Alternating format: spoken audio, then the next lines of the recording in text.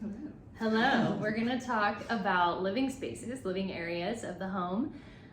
Susan, what do we need to keep in mind regarding the flow of the living area? Yeah, so that's important. You want to make sure that there's, like the way that chi flows through a space, and that's just like the energy of the home. You just want to make sure that it kind of flows through the space like if it was water. So where is it coming through, like the doors and then exiting the windows? You want to make sure that there's like a nice flow to the space and that it kind of activates all of the different areas. Also, you want to make sure that the areas where you're going to be sitting in primarily are in the command position, and the command position is so that you can see the door easily without having to like get up and turn your body. It's just going to make you feel safer and more confident within the space. So that's definitely something that I always look at and try to achieve in every home is in command position. And what about interior design? What do you consider whenever you're designing a living room? Yeah, so this is where it's a high use space, right? So just keeping that in mind, this is where people gather, whether that's just your family or you have guests over, so that there's ample and comfortable seating, and not to the extent where there's too many pieces and it starts to feel crowded and blocking that flow. So really keeping that in mind. I think simple elements like where and how the TV is placed, maybe it becomes less of a focal point if we can achieve that.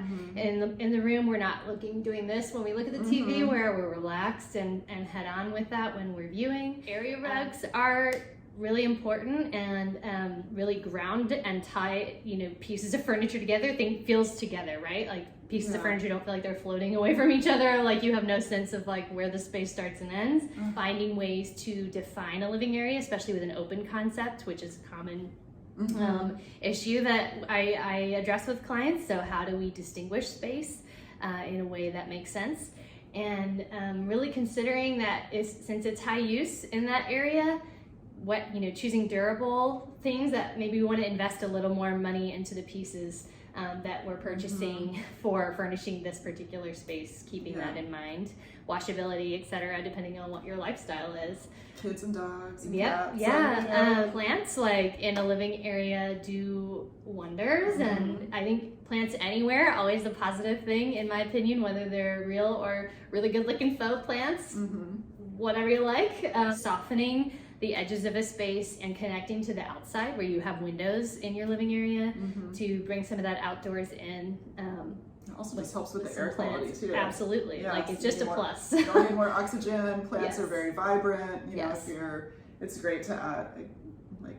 Every client, here's 20 plants. I'm gonna give you a plant. So plants also highly recommend. Yes, and then I think lighting too, right? Having options with that. So whether it's, we're not always under harsh overhead lighting, there's no some, one looks good like that.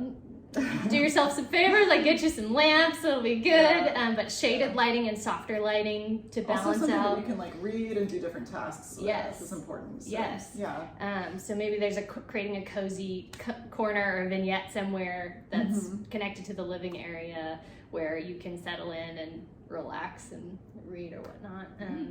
That all of that works together to create a very livable and inviting space for family and guests. Yeah, and definitely also just kind of enhancing opportunities for conversation and communication within groups of people. So setting up a space to where that just happens more naturally is great. It's invited, yes. How do we invite connection? Yeah, awesome. Yeah.